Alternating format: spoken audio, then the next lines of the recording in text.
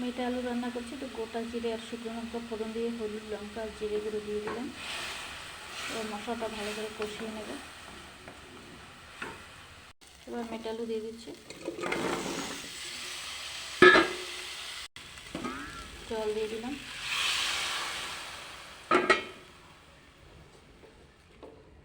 কাঁচা লঙ্কা দিয়ে দিলাম, নুন দিয়ে দিলাম, ভাজা মাছটা দিয়ে দিলাম। অনেকক্ষণ কেটে রেখেছিলাম আলুটা, তার জন্য একটু কালচে কালচে হয়ে গেছে।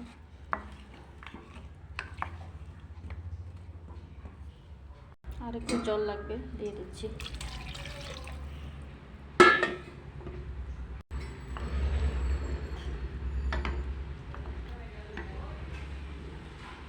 এবার ঢাকনা দিয়ে দেবো সেদ্ধ হওয়ার জন্য। ঢাকনা তুলে দেখবো সেদ্ধ হয়েছে কিনা। না, এখন দেরি আছে, আর একটু হবে। হ্যাঁ, সেদ্ধ হয়ে গেছে অনেকটা। এখন ঝোলটা টানতে টানতে বাকিটাও সেদ্ধ হয়ে যাবে।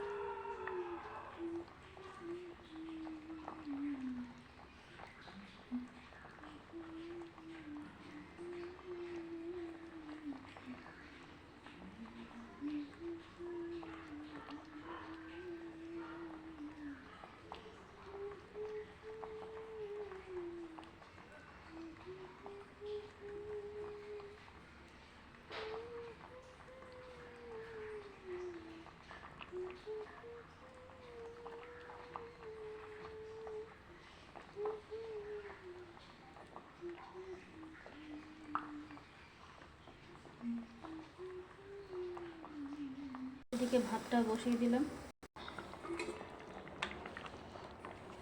এর থেকে আর ঝোলটা নাবো না, ঝোল তাহলে একদম ঘন হয়ে শুকিয়ে যাবে। হয়ে গেছে, এবার নামিয়ে নেব।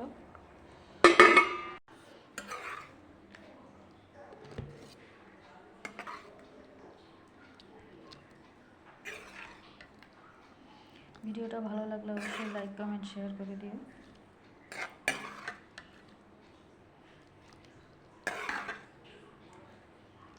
আর আমার চ্যানেলটা সাবস্ক্রাইব করে দিও।